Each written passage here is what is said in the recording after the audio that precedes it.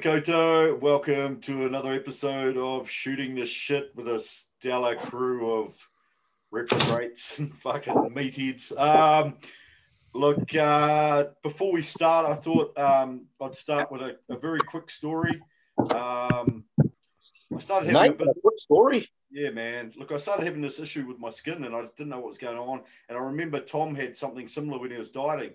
So I gave Tom a bell and Tom gave me some really good advice. And I thought, I love bodybuilders. They're great people, but I don't take medical advice from bodybuilders. And I took Tom's advice and it actually worked. But my take-home point is, people, we're here to give lots of advice. It's going to be terrible. Don't fucking take it on board.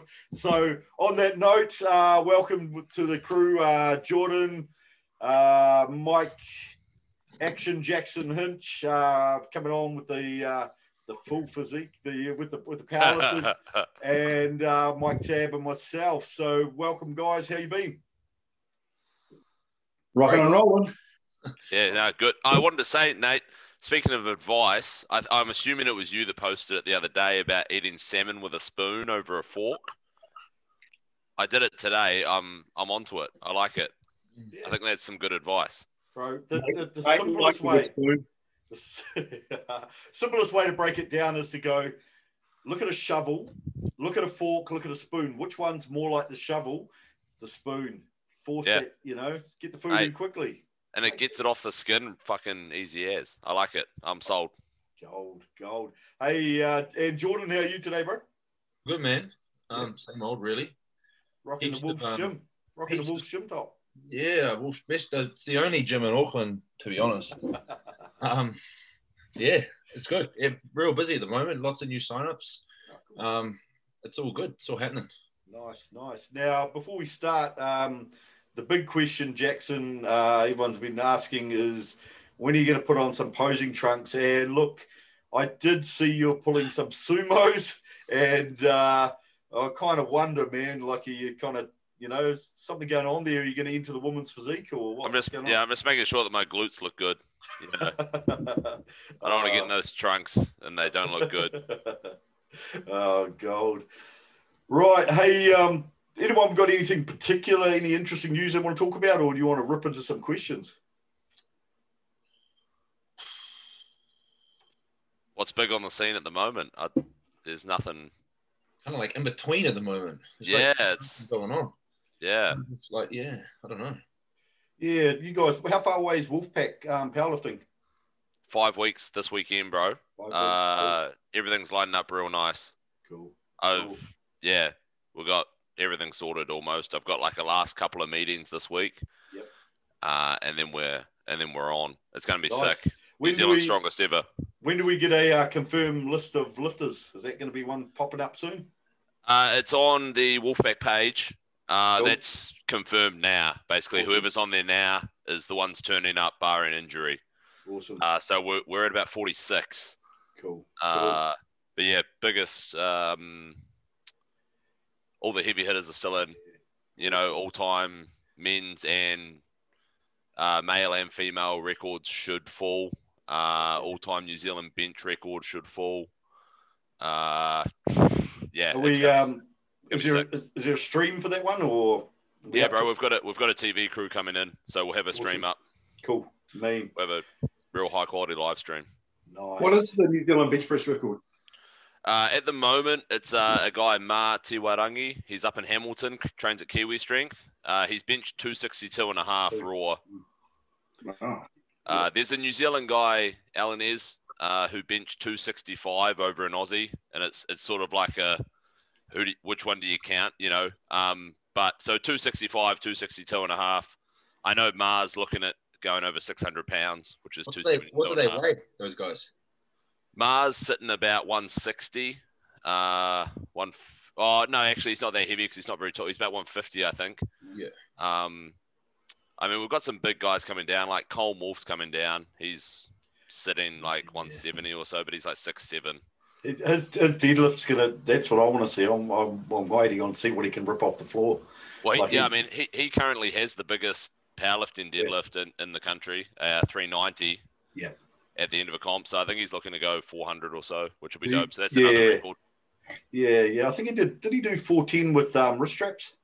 He did 410 at the Strongman Series comp just recently with straps and a suit. Yep. Okay. But so our comp's entirely raw. So just belt, knee wraps on squat, Sweet. and then a belt and wrist wraps and stuff on bench. I can do 14 pound. on a good day. On a good day. Hey, so what on the bodybuilding front is the next show of any kind of size? Is that going to be is it Man of Steel? Is that what they call it? Body of Steel, I think it's called. It's in August. Yeah, that's probably the only thing that's kind of come up on my radar. There's been lots of little competitions posted, but I'm kind of losing a little bit of interest when you've got 23 competitors in a show. Like How'd your cousin get on? Did she compete? Yeah. Look, she won her class, and she looked fairly good. She's a natty and all the rest of it. She told me that her coach told her she was 5.6%, which if you times that by 3, she's probably about there somewhere. So I don't know from a coaching perspective. I don't know if it's I apologize because her coach is a very knowledgeable guy. It may not have been him. It may have been her nutritionist. But someone told her she was 5.6% on calipers, and I thought, fuck. For even when I hit 5.6 on calipers, And so I sent her some photos of Delane when she won the Universe, and I can't remember who the other girl was, another girl, and said, look, these girls are probably sitting around, what would they be, around 8 or 9? At that point, Mike? I think Mike's frozen on us. Mike's lagged out. Yeah, that's right. But yeah, sorry. So I sent a photo of Delane and another girl that were competing at the universe level, and sort of said, look, even these girls aren't anywhere near 5.6%. So, probably want to ignore some of that sort of. Don't you find on the calipers that the women tend to be similar condition, but they measure around 9 or 10% higher? Like a guy at 4%, a woman will be 14%, and they look the same. It's like, I never do. I never. Women read higher by like 10% for sure. Yeah. So I never calculate the percentages. I always just do the sum of incomes. I think that's a good idea, Mike. Like just measuring the sum of, because people get so hung up on percentages. Yeah. I always said, people go, oh, what percent do you compete at? And I said, I fucking don't know. Once you get below 6 on calipers, is there any point? Look in the mirror, look at a video. Once you've got enough data from previous shows, you know where you've got to be. And then once you get down around that range, it's look in the mirror, isn't it?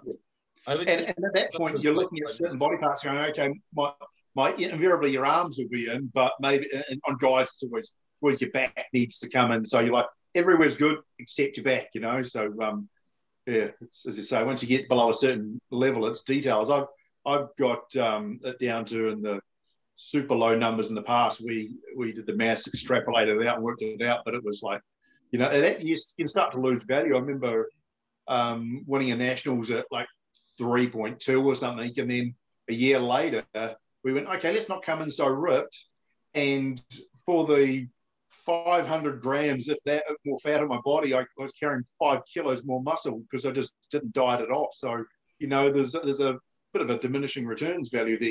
You might be getting more shredded, but what are you losing to get that? The key thing that I kind of think of is like, when was the last bodybuilding show you went to that the head judge pulled out a set of calipers? So fucking what value have they really got?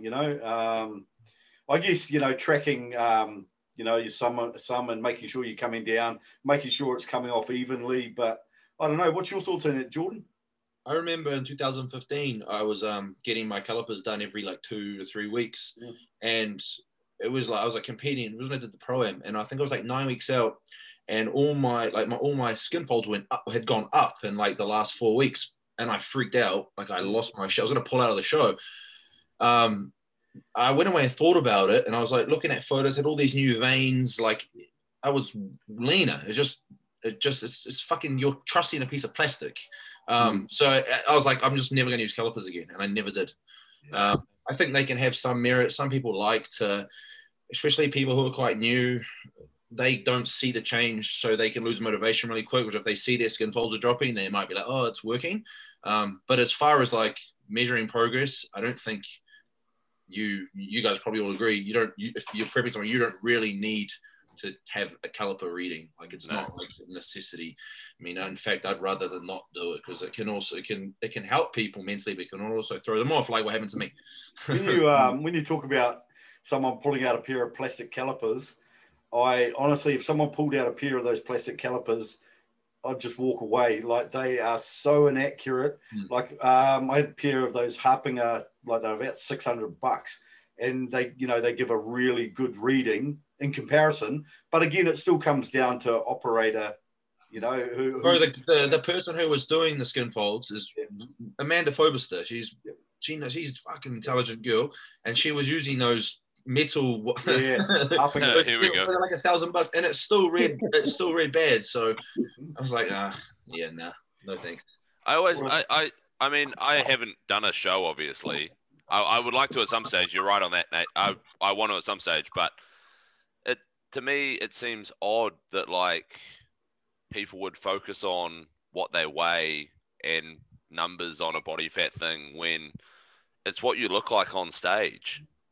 It's a purely a look thing. I get it for like data, etc. That's cool, but like you do that on the food and on the numbers in the gym, etc. Like you'll know if you're getting leaner or getting fatter or losing muscle, surely. The example of that, in a nutritional sense, is I said to Jordan, "What calories am I on?" And he went, "Fuck if I know." Yeah. What does it matter? How many carbs am I on? If you want to know. How many carbs am I on? Yeah. Less than you're going to be on next week. And that's what I said to people.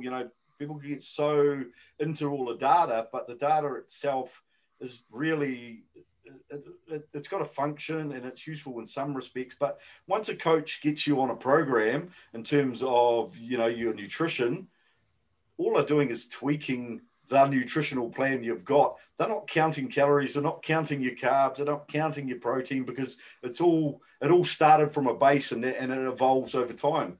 I assume people love to make it complicated, though. They love it. They love to make this seem like so.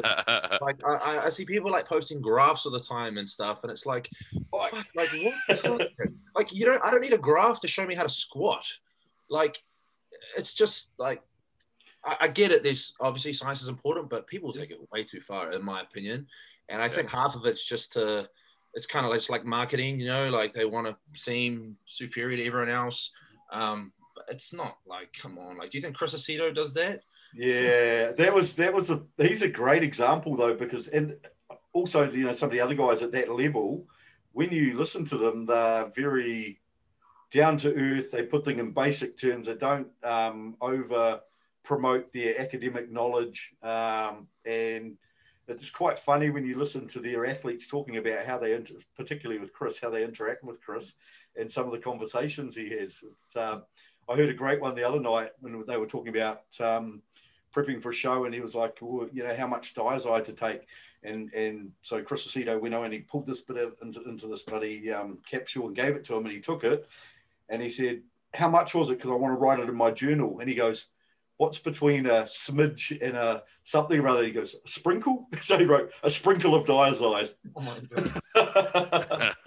Which I thought was quite gold. I'm pretty sure that guy measures calories and like how many muffins it is, doesn't he? He's like, have half a muffin worth of rice and then have, he's good value though. Gold. It's gold. Hey, let's kick off into a couple of questions here. I've actually got a bodybuilding related question here, funnily enough. Bonnie Caitlin, what are your thoughts on the current conditioning of New Zealand athletes in all classes comparative to the overseas athletes at this time? Do you think we match up at the same level, or do you think we've got some catching up to do? So we'll start with Mr. New Zealand. If you want to give us your thoughts on that. Which one? We'll go with the old one. I'm being nice to you there, Jordan, because you won a WBF for New Zealand or something, wasn't it? So, so I'm going to throw a spanner in the works on a couple of things. First, I held up a set of calipers and Nate didn't walk away. So he's not a man of his word. Secondly, the condition on average, I don't watch every federation, but on average, it's gone downhill pretty badly. And the reason behind that is because people don't use things like calipers and data properly. You can use it. I've got, you'll hate this, I've got graphs, line graphs from 2003. We learned so much information plotting that in relation to what my meals and nutrition plan were doing. And yeah, my prep coach does manage my calories, carbs, protein, and I've come in better condition than all of you guys. I come in my pro debut, I made Dexter look soft by comparison. So I need to pull a photo. The problem is that they have social media friends blowing shit up their ass saying, man, you look ripped, you look peeled, and they're not. And they don't know what peeled looked like. And those of us who've been around remember seeing guys like Peter Hunt, who looked like he had no skin, or Mark Rainbow looking like a freaking alien. You know, these guys set such a benchmark. And I'll be honest, and check with Harry, I'll throw my own name in the hat. My conditioning from 26 years ago was fucking terrifying, to the point that I had striations coming up from under my calves and on the back of my knees, and full tricep striations. And these guys don't know what shredded really is because they simply haven't seen it. And when their Joe average mate says, oh, you look peeled, you do look peeled to your average guy in the gym, but compared to what really peeled is, no, not very good. But compared with overseas, we're not doing bad, because overseas ain't great at the moment either. So, you know, it's a double-ended sword. I say that predominantly around men's bodybuilding and IFBB. I can't comment on the other categories and federations because I simply don't know. From what I can tell, bikini, we look just as good as everyone overseas. You know, the figure a few years ago at one of the nationals I went to, I won't name which year, but the condition was so terrible, I literally fell asleep watching it. In fact, Matteo turned around and took a photograph of me. So that was, you know, I don't mean to poo-poo people, but no, look at the Alison Rainbows of this world, and the Jenny Chapmans from, Jenny Fitzgerald from way back. These guys have got no clue what peeled really is. Yeah, even like, you know, Kay O'Neill and all those people. Oh, like yeah. that, Kay O'Neill in 2009 when she won. Billy Kane. Yeah, they knew the standard. Yeah. You know? Jordan, your thoughts with what you've seen in recent times? I think the top end I think is good, but I think no, it's not. No, well, it is, because look at guys like Matteo, guys like that top end. I was thinking amateur. Sorry, yeah. Oh no, I mean in general. I mean, there's pros that don't get in good shape too from New Zealand. Yeah. But I think at the top end, I think for sure. But there's like a big majority that aren't. And I can't say how that compares to overseas, because I'm not going to overseas shows, and all the photos we generally see at the top level. And we all know that in terms of bodybuilding, the level in the States versus New Zealand on an amateur level is not even comparable. Which is obvious. That's for many reasons. Just like, you know, there's so many more people doing it there that, you know, it's for a lot of reasons. But at the top end, we've got guys who I think, I don't know if I'd say they're on amateur level. Could they go there? Could we look at guys who are top of our amateurs, and could they go to the States and win shows? Their top shows? Probably not. In fact, probably definitely not. But that's not to say they can't in the future. I don't know. I think if you look at other classes like men's physique and bikini, I think then you could definitely throw them in. But in terms of actual bodybuilding, no. And I think a big reason for that, to be honest, I think Mike will agree, is they don't have the same, like, just like anything, when the level's up here, people are chasing, whereas here, the level's here. So guys that are here, they're not really hungry to get higher. And the thing is, every year, the top guys turning pro, which is kind of just not allowing that ceiling to go higher. And it's just stopping people really pushing themselves. I think there's a few amateurs in New Zealand who could be amazing, and I think they will be in time. But yeah, it's just, I don't know. It's a hard one to answer, because I mean, we can sit here and say, oh, the conditioning is not as good or just as good, but I mean, how many overseas shows have we even watched apart from pro shows? And I mean, we can't compare. The other side of it too is, you know, you see on social media, people always do the whole bodybuilding now versus the 90s thing as well. So I think that crispy, grainy condition of the 90s is superior Dorian Yates winning was, you know, his conditioning was scary. It was like granite moving. But the physiques are different. They're more rounded, I guess, more complete. I mean, you know, to me, I think Phil Heath is not as conditioned as Dorian, but would probably have beaten him because he just seemed a little bit more balanced. So it's, I guess, people's mindset have shifted from being you must be peeled to you must be full, and somewhere in the middle is a happy medium called, you know, Lee Haney in 91. You know, so. Mike Tabb, what do you think about the current state of New Zealand bodybuilding in terms of conditioning? Oh, that's enough from you then. Yeah, Mike, what do you think of your internet bill? Yeah, fuck, I hope you're not paying for your fucking internet, Mike. You get that shit free down there or what? Yeah. Mike, your internet sucks, bro. I don't care how much you pay for it. It's not working. You froze up completely. Didn't hear any of it. Do you want to start again? Oh, look, I was just gonna pass over because I'd be speaking of ignorance. I just watch the YouTube clips and bits and pieces that everybody else watches, and you can't tell much from that. So can't really comment with any authority. Yeah, it is tough. I watched online the recent pro qualifier, and the Facebook feed didn't look great conditioning, looked okay. But then I flipped over and I saw somebody was sitting front row with their camera phone, and the conditioning was far, far more impressive. So it really is where you're getting, and how often do we watch the Olympia and you know, one of the feeds will freeze up, so we'll jump onto Dennis James or whoever, and suddenly you're like, holy shit, look at the condition we're seeing from it. It's from a phone. You know, so it's so hard to tell versus, you know, we've learned after 10 years of social media, unless you're there in person, don't judge it on the video. Right. I have the deciding call about this condition thing. I personally think that condition previously, as you've said, Mike, was a lot harder, grainier, but there were some really standout athletes. It was probably a bigger depth in New Zealand bodybuilding in terms of bodybuilding men.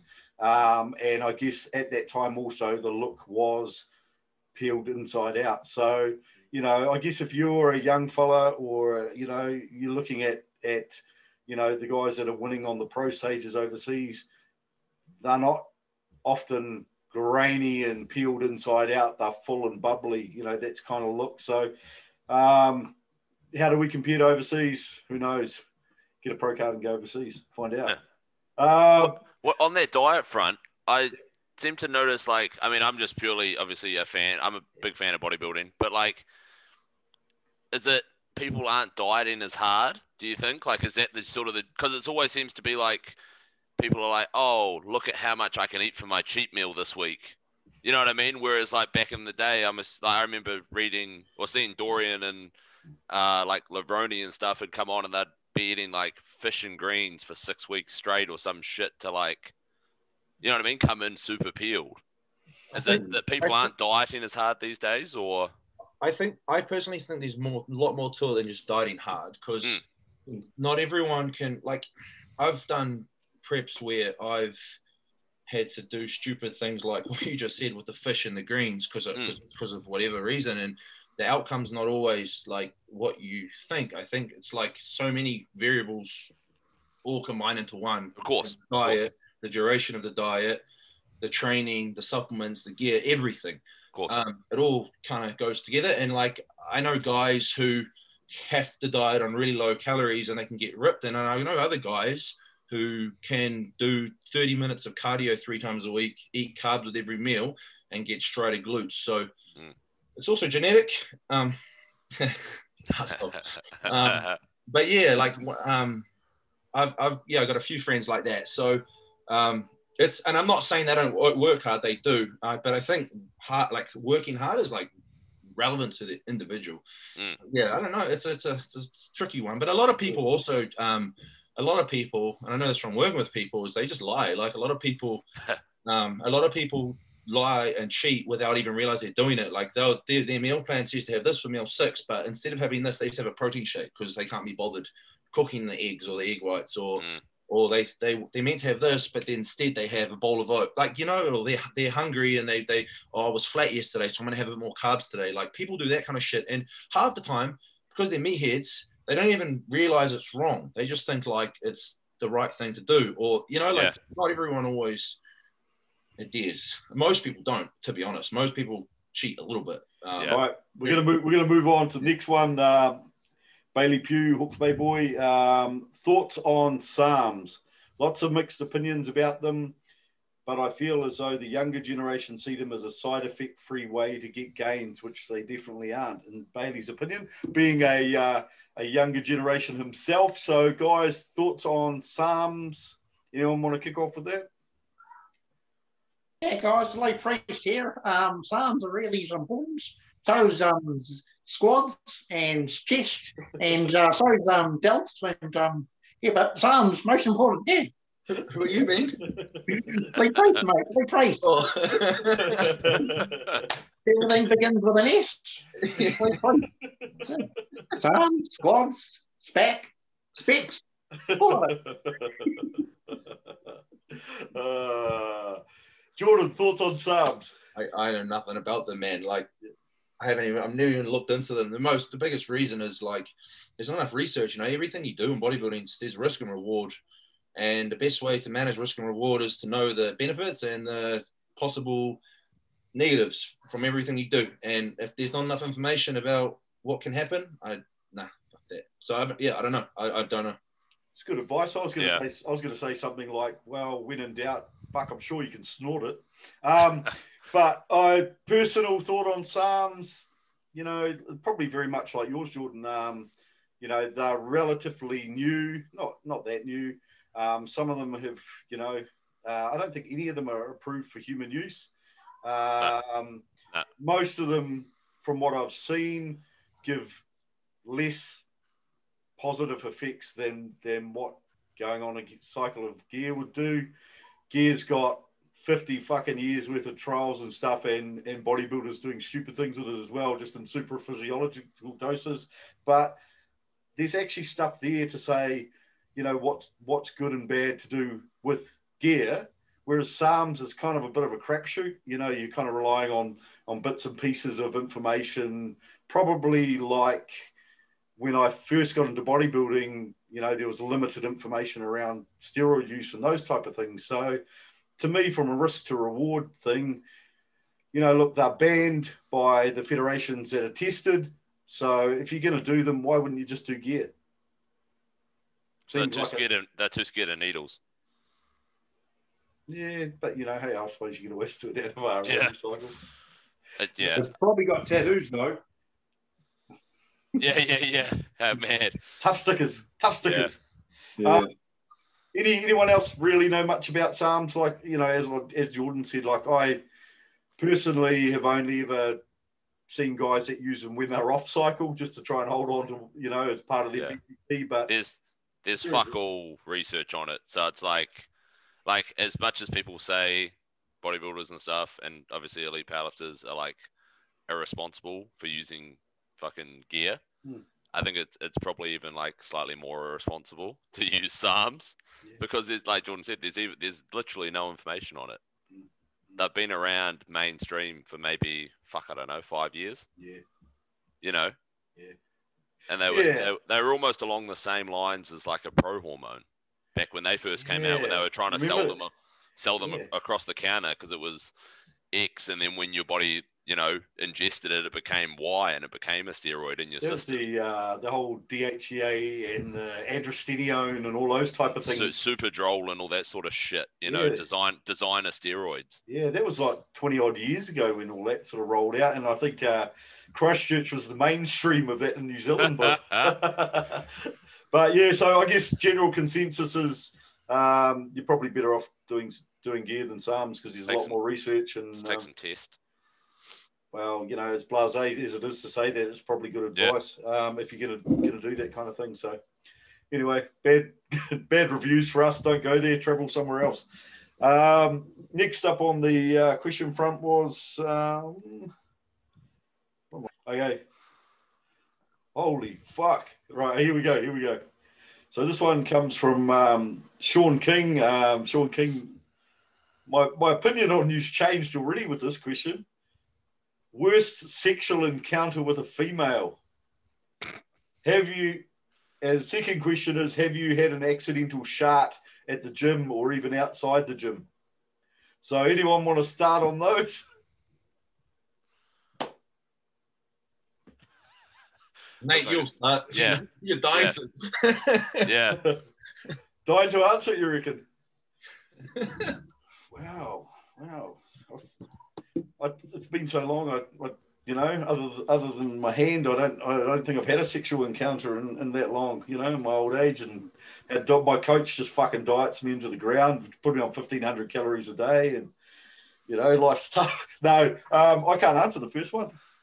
I like to keep my clean and you know, civil reputation. So. I haven't had a shart, but I've got a funny story about leg pressing at Les Mills not long after I'd had one of my many ear surgeries, and Mark Rainbow's watching, and I'm pressing away, and there must have been a bit of you know, just light stitching or something there, and a whole bunch of blood just went out the side of my ear, and I was fine with it. He's like, you know, and afterwards I really regretted that I didn't go, oh, it's fake death or something, you know.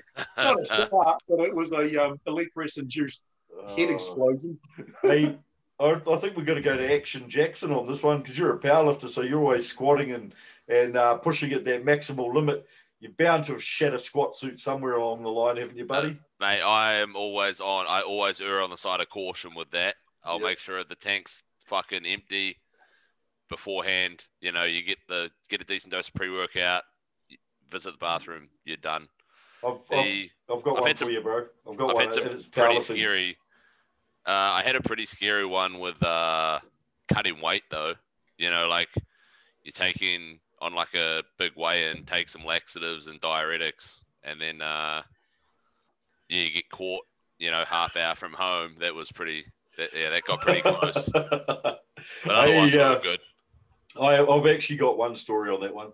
So we were doing the Central Districts Powerlifting Champs, and all the boys were whipping down this fucking sodium bicarb. And I went, what's that all about? And they went, oh, you know, it does this and that. And I went, oh, I'll give it a go. So I just got my squat suit on. Nice. I had my wraps on, ready to do the thing, and I drank this. And as soon as I drank it, I could feel it hit my stomach. And I went, I've got to go. So I ran to the toilets with knee wraps on and fucking trying to get the squat suit off, and fucking just managed to get this thing off.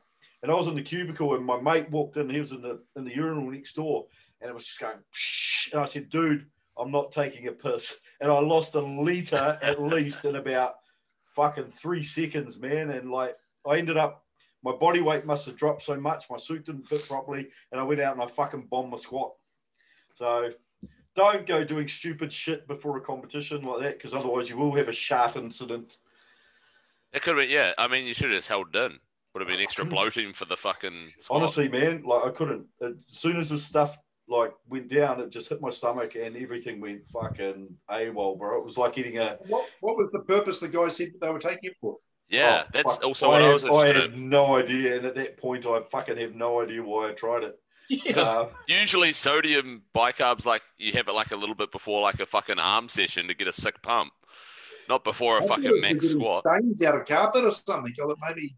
So I know that they in the horse racing industry they call it milkshaking, and they fucking give them sodium bicarb, and it does something. I think it alkalizes the blood or some fucking thing anyway, and it allows them to perform aerobically, but which makes no sense from a powerlifting perspective because you're only going out and doing squats. So what the reason was, I don't know. Why I took it, I don't know. And would I ever do it again? Not a shit show. You got sold some fucking isogenics or something. It was all bad. It was all bad. Right. On the international front, just quickly before we sign off, what have we got coming up? We've got, they just named the lineup for, was it Chicago? Sergio. Who else was in there? California this weekend. It's Kelly. Yeah. Who we got in the Kelly lineup? I did see it today. What's it, Patrick? What's his face? Patrick Moore. Yeah, looking big. Yeah. Who's you got? There was 2 big names. There's Patrick and someone else in that lineup. That was the. Is that Mustafa guy doing it? Yeah, he'll keep going until he gets his Olympia qualification. Yeah. But he won't be Patrick. Well, it's going to be interesting because Patrick's put on 20 pounds. I saw one photo and I thought, no, it doesn't look like he has. Then I saw another photo and I thought, 400 muffins according to his coach. Sorry? 400 muffins according to his coach. So yeah, that's going to be an interesting one. So those two, so one of those two will qualify. Obviously, if Patrick qualifies, then Mustafa will probably get through on points anyway to the Olympia. And then we've got after Kelly, we've got the Chicago, which Sergio Olivier Jr. is in, and Hunter. Look, no, is Hunter doing that one? And you see this picture 9 weeks out, and I'm like, is that 9 weeks or 9 days? Yeah, man. Yeah. Oh, wow. I've seen guys on stage in worse condition. Well, absolutely. Yeah. He's mind-blowing. Yeah. And Ian Villiers hasn't qualified either yet. So he's doing, what show is he doing? Is it Tampa? Tampa. Yeah. Tampa, I think. Yeah. He won't have, I'm sure he won't have a problem qualifying. No. Well, that said, he does need the win because if he doesn't get the win, then he's got to chase points and things, which probably not ideal, but is what it is. Anyway, folks, that's enough from us tonight, and look forward to catching up with some of you in Auckland. Heading up there, Jordan. Have a bit of a play around, have a train with Paris and crew. What was Paris's question before? Oh, how do I get kicked out of functional fitness? Oh, don't talk about Tom's glory hole. First rule of functional fitness: don't talk about Tom's glory hole. I already told him. I gave him the inside word on how to get kicked out. I said, just tell him your secret, Paris. Tell him about Team TT Boy. Anyway, he knows what I'm talking about. Love you, Paris. So yeah, it'll be cool to catch up with everyone in Auckland on the 24th or something of June. So Mike, on the way through, I might pop in if I've got time and come for a visit in the lovely Bay of Plenty. So, right, guys. Safe week to everyone. Have a great, productive week and get shit done. And for all those people prepping for the Wolfpack, stay injury free. We want to see some fucking big lifts. So, and I'll try and if you send me that link through, I'll put the link up so people can go to the webpage and get the stream for that. We need to make sure some of our bodybuilding shows start getting live streams. So anyone who's got some tech knowledge, maybe get on to some of those people and run a live stream. Put some advertising on. The recent one was the Auckland one. Yeah, it was on Facebook Live. It was. Fuck, when I drove to Auckland. Facebook Live's not a live stream. Oh. Well, I was watching it live. We're gonna let powerlifting lead the way here in New Zealand, and we'll have a look at this live stream that they've got, and then maybe start talk technology with them and work it out. The hard part with bodybuilding is, like you say, like the camera quality. That's the hard part. Yeah, because again, too far back and things like that. So yeah, like powerlifting, it's like, oh yeah, sweet. He went up, he went down, and you can see the lights to see if he got the lift. It's pretty, and then you can put the numbers on the screen. It's fucking not. It's pretty easy. Bodybuilding's tough. We wouldn't be able to use Mike's internet provider, otherwise we'd be fucking ever freezy laggy. What do they call them? Dunedin? The Gigatown. Gigatown. Fucking. I did a speed test. I'm like download of 190 megabits a second, upload about 90. It should be plenty. Maybe it's all the viruses on my computer. I've got to start watching those sketchy movies. When you're as big as you, Mike, there's a lot more to upload. Right, people, stay safe out there. Have a great week, and we will catch up later. All right, see you later. Yes. Yeah.